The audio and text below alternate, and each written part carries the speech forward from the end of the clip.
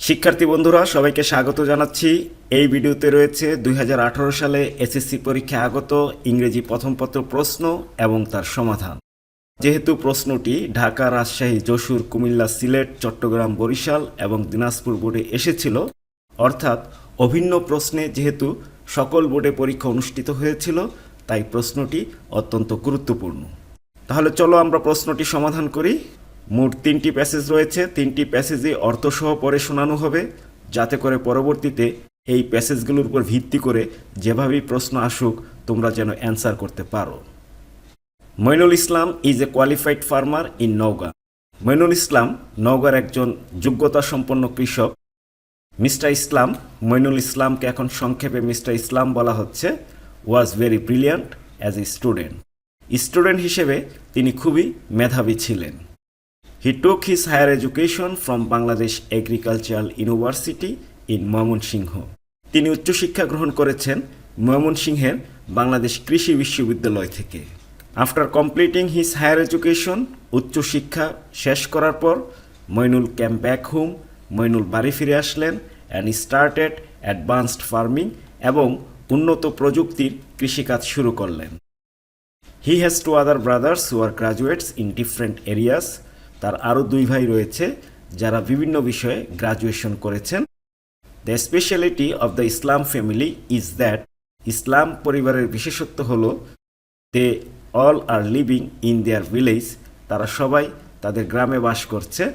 And all have fame in their own fields, এবং প্রত্যেকেরই নিজ নিজ ক্ষেত্রে রয়েছে সুনাম। হিজ ইয়ঙ্গার ব্রাদার, তার যে ছোটো ভাই রয়েছে, who is a Rajshahi university graduate, যিনি রাজশাহী ইউনিভার্সিটি থেকে গ্রাজুয়েশন করেছেন, ইজ এ সায়েন্স টিচার, তিনি একজন বিজ্ঞান শিক্ষক ইন এ লোকাল স্কুল, স্থানীয় একটি স্কুলে। His youngest brother is a social science graduate, এবং তার সবচেয়ে ছোট যে ভাই তিনি একজন সোশ্যাল সায়েন্স গ্রাজুয়েট, সামাজিক বিজ্ঞানে গ্রাজুয়েশন করেছেন। And he too would like to start a local NGO, তিনিও একটি স্থানীয় এনজিও শুরু করতে চান, নন গভর্নমেন্ট অর্গানাইজেশন শুরু করতে চান, to work for this area, এই এলাকার জন্য কাজ করতে। When asked what makes you decide to stay here in this village, তাকে যখন প্রশ্ন করা হয় কোন জিনিসটার কারণে আপনি গ্রামে বসবাস করছেন, মিস্টার ইসলাম স্মাইল্ড, মিস্টার ইসলাম হাসি দিতেন। হি সেড, তিনি বলতেন, লুক, দেখুন, ইজ ট্রু দ্যাট, এটা সত্য যে we could leave this village for a city life, city লাইফের জন্য আমরা এই গ্রাম ত্যাগ করতে পারতাম। I could be an officer, আমি একজন অফিসার হতে পারতাম। Or my brothers could be bureaucrats, আমার ভাইরা সরকারি কর্মকর্তা হতে পারত। But it didn't attract us, কিন্তু এই জিনিস আমাদেরকে আকৃষ্ট করেনি। We are sons of this soil, আমরা এ মাটির সন্তান। ইয়েস উই হ্যাভ এডুকেশন, হ্যাঁ আমাদের শিক্ষা রয়েছে।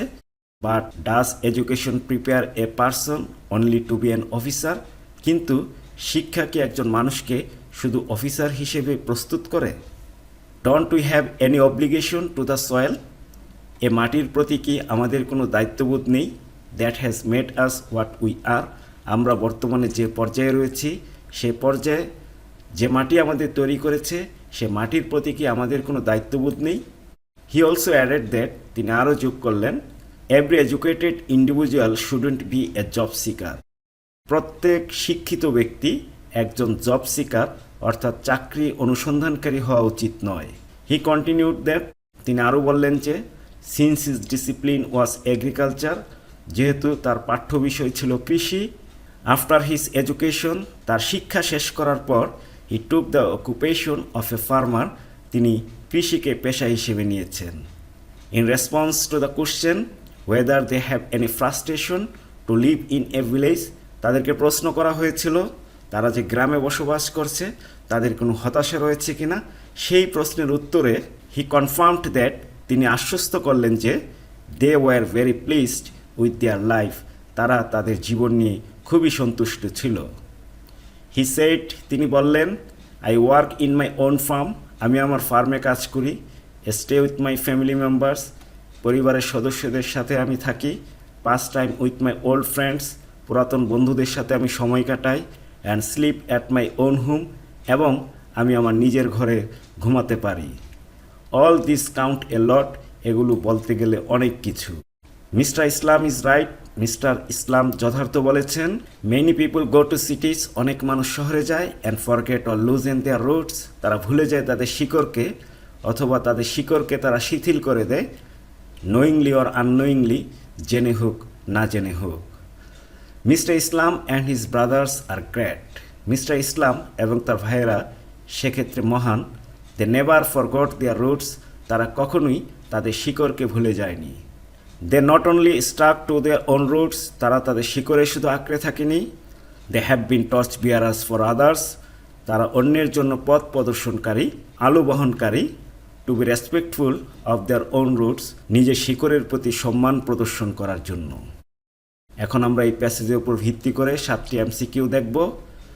প্রথম প্রশ্ন, according to mister Islam, dash should not be the only motto of education, চাকরি সন্ধান করা শিক্ষার মূল মন্ত্র হওয়া উচিত নয়।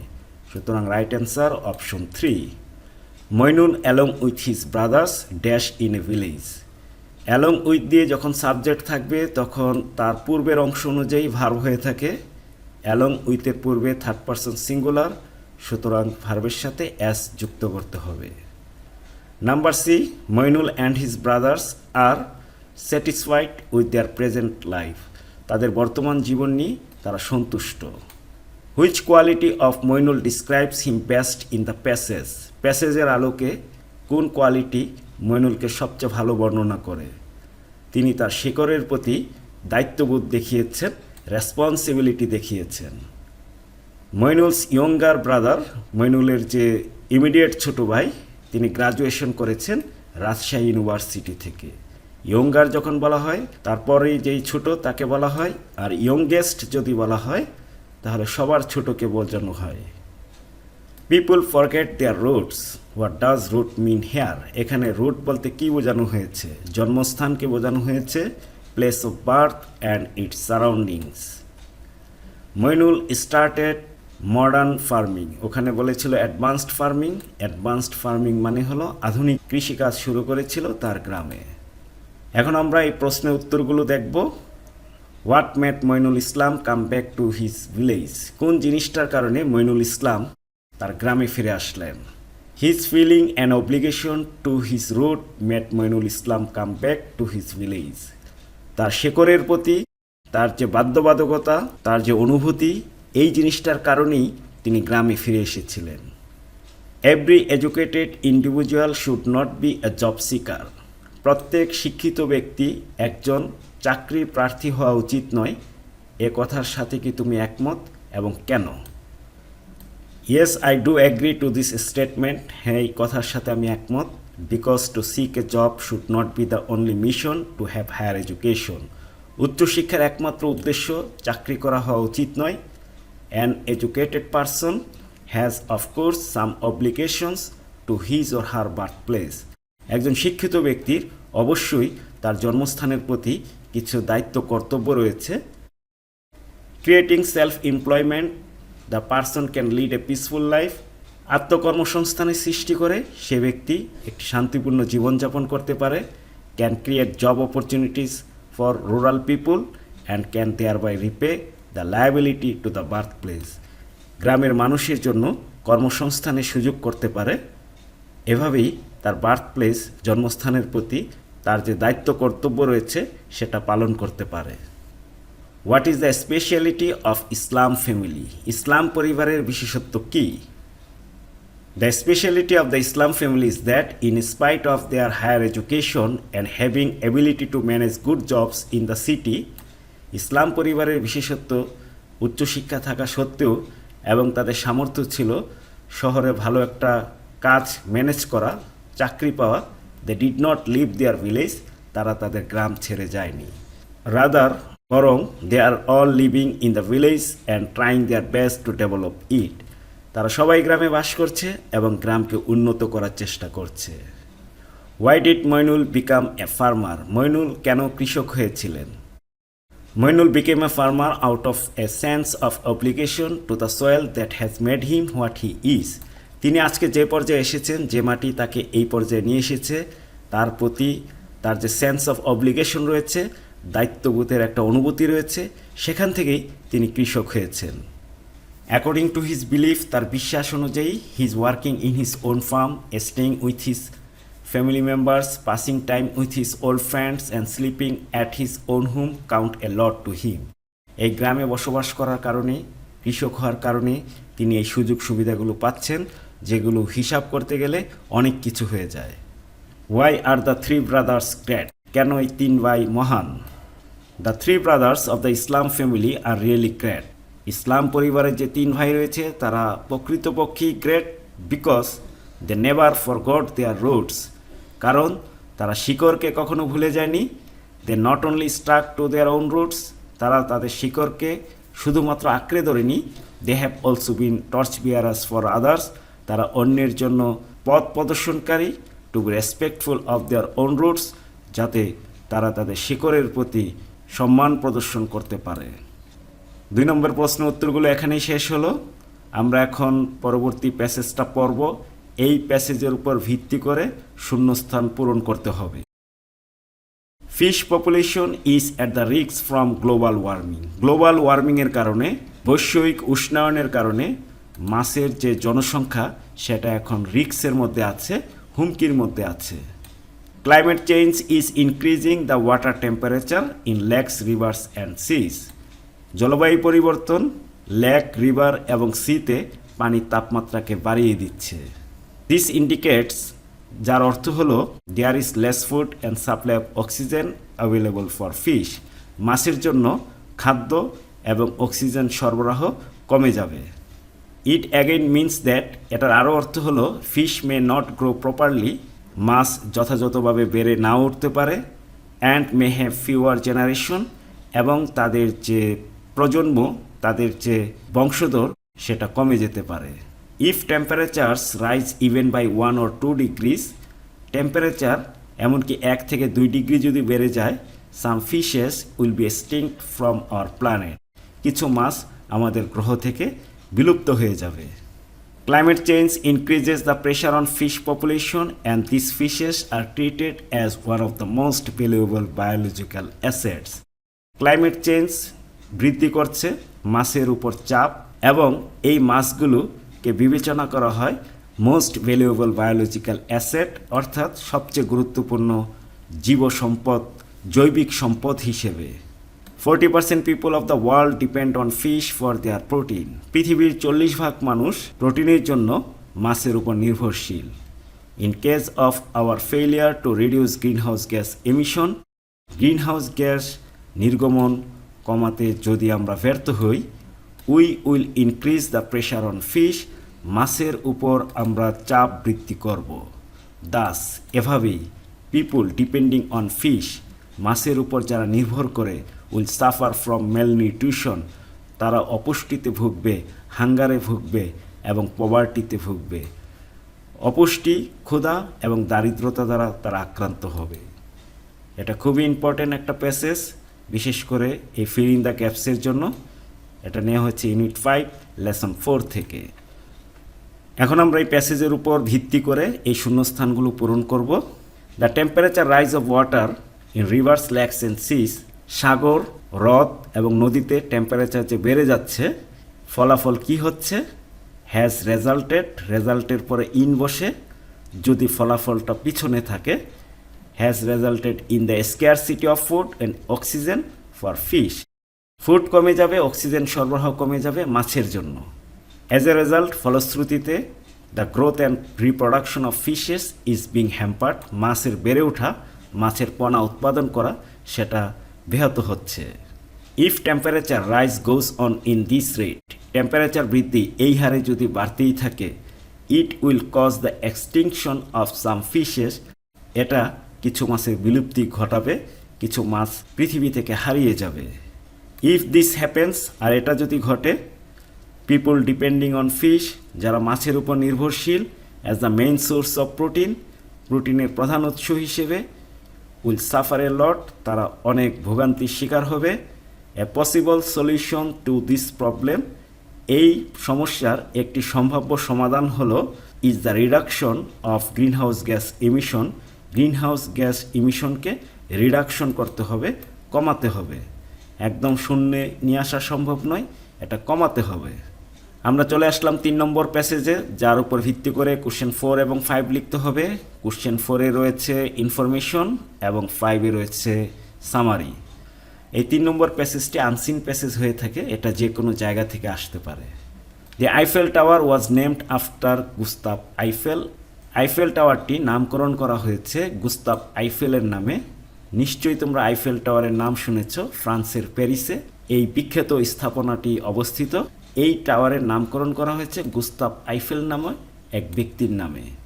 তিনি কে? এ ফ্রেঞ্চম্যান, একজন ফরাসি ব্যক্তি যিনি ডিজাইন করেছেন দ্য টাওয়ার, এই টাওয়ারটি।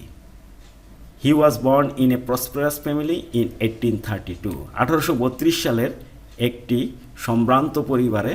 সমৃদ্ধ পরিবারে তিনি জন্মগ্রহণ করেছেন। He took his graduation from the Central School of Engineering in Paris. প্যারিসের সেন্ট্রাল স্কুল অফ ইঞ্জিনিয়ারিং থেকে তিনি গ্রাজুয়েশন করেছেন and went to work for a railway construction company. এই গ্রাজুয়েশন কমপ্লিট করার পর তিনি একটা রেলওয়ে কনস্ট্রাকশন কোম্পানিতে কাজ করতে গেলেন। হিজ মাদার থট দ্যাট, তার মা চিন্তা করলেন যে he would not go far, তার বেশি দূরে যাওয়া উচিত নয়। তখন তিনি বললেন, বি প্যাশেন্ট মাম, মা ধৈর্য ধারণ করো। I have got some ideas, আমার কিছু আইডিয়া আছে। ইউ উইল সি, তুমি দেখতে পাবে। Gustave assured his mother, Gustave তার মাকে আশ্বস্ত করলো, নিশ্চয়তা প্রদান করলো। ফর ইয়ার্স, বছরের পর বছর, Gustave made plan after plan of dams, factories, stations and structures of great sized buildings. Gustave বিভিন্ন বাঁধ, ফ্যাক্টরি, স্টেশন, বড় বড় স্থাপনার এবং বিল্ডিংয়ের প্ল্যান করেছেন, পরিকল্পনা করেছেন।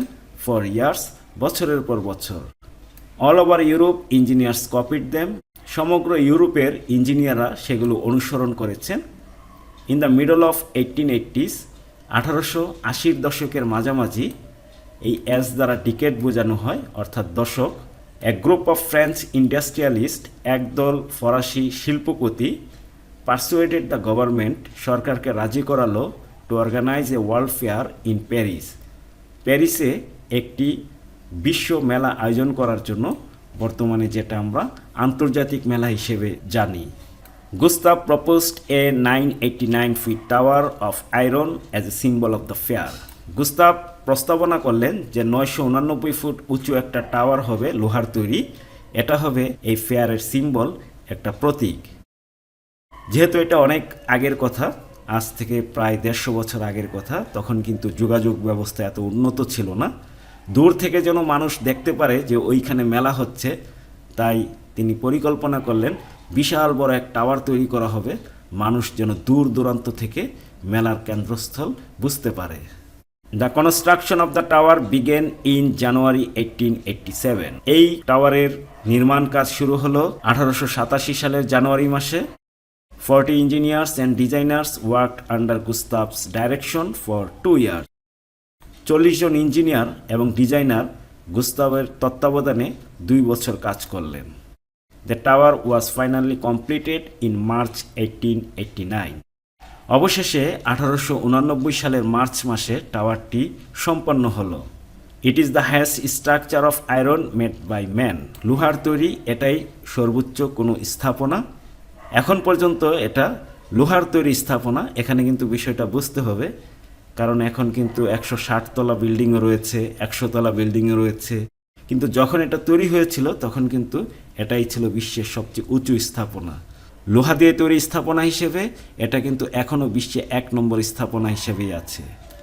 No such structure had ever been constructed before. এরকম কোনো স্ট্রাকচার পূর্বে আর কখনোই তৈরি করা হয়নি। It is regarded as one of the wonders of the world. এটাকে পৃথিবীর বিস্ময়গুলোর একটি হিসেবে বিবেচনা করা হয়। আমরা এখন এই প্যাসেজের উপর ভিত্তি করে এখানে ইনফরমেশন ট্রান্সফার করব। স্পেশালিটি কি সেটা আমরা জানি। তিনি ডিজাইনার ছিলেন, highest structure of iron made by man. কখন এটা তিনি তৈরি করলেন? Construction of the tower began, শুরু হয়েছিল কত সালে? আমরা কিন্তু এখানে পড়েছি টাওয়ারের কাজটা শুরু হয়েছিল 1887 সালে। তাহলে এখানে আমরা লিখে দিব 1887। 1832 সালে তিনি জন্মগ্রহণ করেছেন, তাহলে এখানে লিখব আমরা ওয়াজ বর্ন। তিনি রেলওয়ে কনস্ট্রাকশন কোম্পানিতে গেলেন গ্রাজুয়েশন কমপ্লিট করার পর, তাহলে এখানে আমাদের উত্তরটা হবে আফটার কমপ্লিটিং হিজ গ্রাজুয়েশন অথবা আফটার টেকিং হিজ গ্রাজুয়েশন। কারা সরকারকে রাজি করালো ওয়ার্ল্ড ফেয়ার আয়োজন করার জন্য? এক গ্রুপ অফ ফ্রেঞ্চ ইন্ডাস্ট্রিয়ালিস্ট, একদল ফরাসি ইন্ডাস্ট্রিয়ালিস্ট, তারা কিন্তু সরকারকে রাজি করালো। এক গ্রুপ অফ ফ্রেঞ্চ ইন্ডাস্ট্রিয়ালিস্ট, এই ফ্রেজটাই উত্তরে লিখতে হবে। কোথায় এই মেলাটা আয়োজন করতে হবে? ফ্রান্সের রাজধানী প্যারিস, তাহলে উত্তর হবে ইন প্যারিস।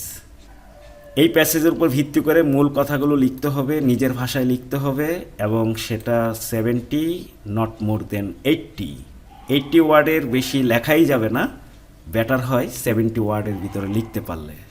এখন আমরা 5টি সেন্টেন্স তৈরি করব 3টি কলাম থেকে, অর্থাৎ প্রত্যেক কলাম থেকে একটি করে অংশ নিয়ে 5টি সেন্টেন্স তৈরি করতে হবে। সাবস্টেন্সেস কল্ড অ্যাসিড, যে সাবস্টেন্স অ্যাসিড বলা হয়, হ্যাভ এ শার্প টেস্ট, তার রয়েছে তীক্ষ্ণ স্বাদ, আর এটাই অ্যাসিডিটি হিসেবে পরিচিত, known as acidity. Ordinary rain water, সাধারণ বৃষ্টির পানি, ইজ স্লাইটলি অ্যাসিডিক, কিছুটা অম্ল স্বাদযুক্ত, অর্থাৎ সাধারণ বৃষ্টির পানি কিছুটা অ্যাসিডিক হয়ে থাকে। But rain can be very acidic, কিন্তু বৃষ্টি খুবই অ্যাসিডিক হতে পারে, অ্যাসিড মিশ্রিত হতে পারে কোন এলাকায়? যেখানে প্রচুর পলিউশন রয়েছে, in severely polluted areas. There is a link between acid rain and damage to human health, মানুষের স্বাস্থ্যের ক্ষতি এবং অ্যাসিড রেইনের মধ্যে একটা লিঙ্ক রয়েছে, সম্পর্ক রয়েছে। মেনি ওয়ার্ল্ড ফেমাস বিল্ডিংস, পৃথিবী বিখ্যাত অনেক বিল্ডিং আর অ্যাট রিস্ক, ঝুঁকির মধ্যে রয়েছে, due to severe acid rain, মারাত্মক অ্যাসিড রেইনের কারণে। অর্থাৎ অ্যাসিড রেইনের কারণে বিল্ডিংয়ের অনেক ক্ষতি হয়ে থাকে, রং উঠে যায়, স্থাপনাকে দুর্বল করে দেয়, এটা এখানে বোঝানো হয়েছে। আমরা এখন রিয়ারেঞ্জ সলভ করব। মূলত একজন লেখক, একজন সাহিত্যিক, তার নাম হলো উইলিয়াম সামারসেট মম, আমেরিকান লেখক। প্রথম লাইনটা কিন্তু F নম্বরই হবে। William Somerset Maugham was one of the greatest short story writers of modern time, আধুনিক সময়ের ছোট গল্প লেখকদের মধ্যে বিখ্যাত একজন লেখক হলেন উইলিয়াম সামারসেট মম।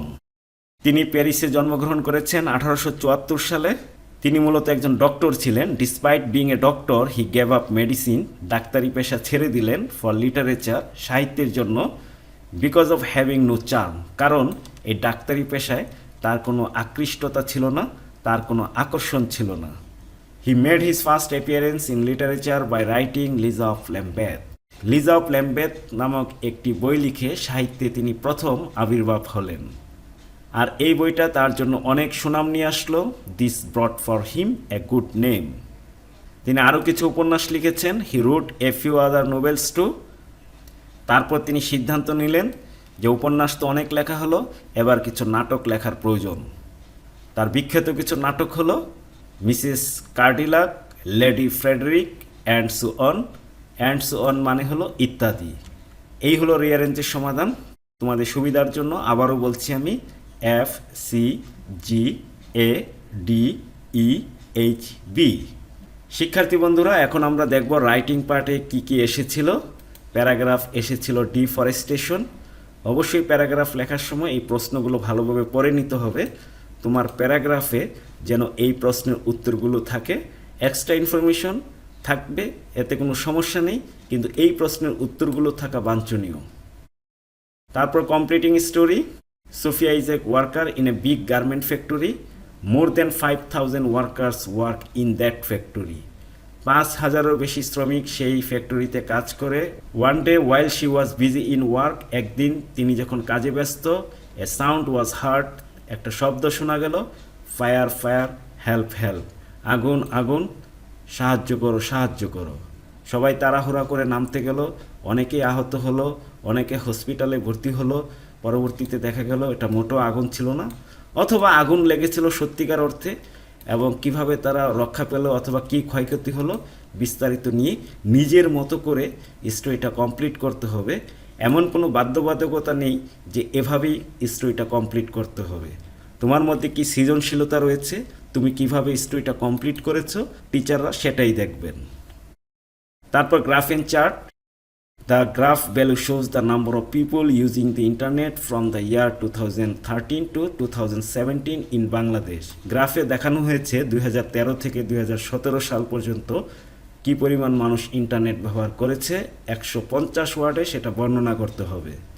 2013 সালে 8% লোক ইন্টারনেট ব্যবহার করত, 14 সালে 15%, 15 সালে 20%, 16 সালে 28%, 17 সালে 40%, পার্সেন্টেজ বেড়েই চলেছে।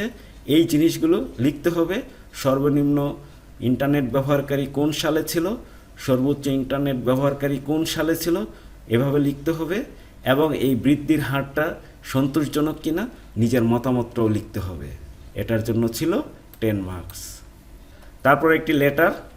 You and your parents went to Chittagong by train a few days ago. তুমি এবং তোমার বাবা মা চট্টগ্রামে ট্রেন দিয়ে গিয়েছো। You wish to share this new experience with your friend Abrar or Anika. তোমার বন্ধু আবরার বা আনিকার সাথে এই অভিজ্ঞতাটা তুমি শেয়ার করতে চাও। Now write a letter to your friend sharing the experience of the train journey that you made. তুমি যে ট্রেন জার্নিটা করেছো তোমার অভিজ্ঞতা বন্ধুকে জানিয়ে চিঠি লিখতে হবে। তার জন্য 10 মার্কস। সর্বশেষ ডায়লগটা দেখতে হবে কে কে রয়েছে চরিত্রে। Write a dialogue between you and your brother or sister about the importance of early rising. Early রাইজিংয়ের গুরুত্ব সম্পর্কে, অর্থাৎ প্রত্যুষে ঘুম থেকে ওঠার উপকারিতা, গুরুত্ব সম্পর্কে তুমি এবং তোমার ভাই অথবা বোনের মধ্যে একটা ডায়লগ লিখতে হবে। এই ছিল রাইটিং পার্ট। শিক্ষার্থী বন্ধুরা, এখানেই 2018 সালে এসএসসি পরীক্ষা ইংরেজি প্রথম পত্র প্রশ্নটি সম্পন্ন হলো। আশা করি এই ভিডিওটি দ্বারা তোমরা কিছুটা হলেও উপকৃত হয়েছো। এই চ্যানেলে রয়েছে বিভিন্ন সালে এসএসসি পরীক্ষা আগত ইংরেজি প্রথম পত্র এবং দ্বিতীয় পত্রের সমাধান। আশা করি সবগুলো ভিডিও যদি তোমরা দেখতে পারো তাহলে ইংরেজিতে তোমাদের দক্ষতা বৃদ্ধি পাবে। চ্যানেলটি যারা ইতিমধ্যে সাবস্ক্রাইব করে রেখেছো তোমাদেরকে জানাই আন্তরিক অভিনন্দন। আর যারা এখনও সাবস্ক্রাইব করোনি এখনই সাবস্ক্রাইব করে নাও, যাতে করে প্রত্যেকটি ভিডিও আপলোড দেওয়া মাত্র স্বয়ংক্রিয়ভাবে তোমার কাছে পৌঁছে যায়। পরিশেষে তোমাদের উজ্জ্বল ভবিষ্যৎ কামনা করছি। আজকের মতো এখানেই বিদায় নিচ্ছি। কথা হবে অন্য একটি ভিডিওতে। আল্লাহ হাফেজ।